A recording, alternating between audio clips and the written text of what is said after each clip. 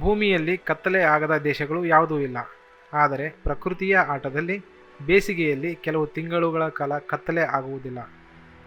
ಹೌದು ಸ್ನೇಹಿತರೆ, ಕೇವಲ ಉತ್ತರ ಧ್ರುವದ ಹತ್ತಿರದ ದೇಶಗಳಲ್ಲಿ ಬೇಸಿಗೆಯಲ್ಲಿ ಕೆಲವು ತಿಂಗಳುಗಳಲ್ಲಿ ರಾತ್ರಿ ಕತ್ತಲೆ ಆಗುವುದಿಲ್ಲ. ಸೂರ್ಯ ಮುಳುಗಿದರೂ ಕೂಡ ಬೆಳಕು ಹಾಗೆಯೇ ಇರುತ್ತದೆ. ಪ್ರಕೃತಿಯ ಈ ಘಟನೆಯನ್ನು ಮಿಡ್ನೈಟ್ ಸನ್ ಎಂದು ಕರೆಯಲಾಗುತ್ತದೆ. ಅರ್ಧ ರಾತ್ರಿಯಲ್ಲೂ ಸೂರ್ಯನ ಬೆಳಕು ಕಾಣಿಸುವುದು ಎಂದರ್ಥ.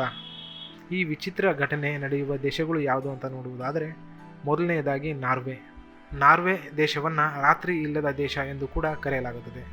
ಮೇ ತಿಂಗಳಿನಿಂದ ಜುಲೈ ತಿಂಗಳವರೆಗೆ ದೇಶದ ಉತ್ತರ ಭಾಗದಲ್ಲಿ 24 ಗಂಟೆಗಳಷ್ಟು ಬೆಳಕು ಇರುತ್ತದೆ. ಜನರು ಮಧ್ಯರಾತ್ರಿಯಲ್ಲೂ ಕೂಡ ಹೊರಗಡೆ ನಡೆದಾಡುತ್ತಾರೆ. ಎರಡನೆಯದಾಗಿ ಐಸ್ಲ್ಯಾಂಡ್. ಈ ಸುಂದರ ದ್ವೀಪದಲ್ಲಿ ಜೂನ್ ತಿಂಗಳಲ್ಲಿ ಸೂರ್ಯ ಬಹಳಷ್ಟು ಹೊತ್ತು ಕಾಣಿಸುತ್ತಾನೆ. ರಾತ್ರಿ ಬಂದರೂ ಕೂಡ ಪೂರ್ಣ ಕತ್ತಲೆ ಆಗುವುದೇ ಇಲ್ಲ. ಸಾಯಂಕಾಲದಂತೆ ಬೆಳಕು ಇರುತ್ತದೆ. ಮೂರನೆಯದಾಗಿ ಫಿನ್ಲ್ಯಾಂಡ್ನ ಉತ್ತರ ಭಾಗದಲ್ಲಿ 70 ದಿನಗಳ ಕಾಲ ಸೂರ್ಯ ಮುಳುಗುವುದೇ ಇಲ್ಲ. ಆದ್ದರಿಂದ ಜನರು ಬೇಸಿಗೆಯಲ್ಲಿ ಹೆಚ್ಚು ಸಮಯವನ್ನು ಪ್ರಕೃತಿಯಲ್ಲಿ ಆನಂದಿಸುತ್ತಾರೆ.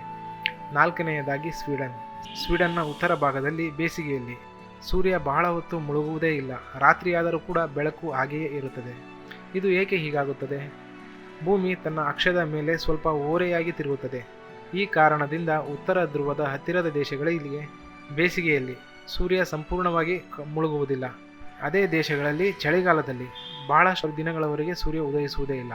ಇದನ್ನು ಪೋಲಾರ್ ನೈಟ್ ಎಂದು ಕರೆಯಲಾಗುತ್ತದೆ.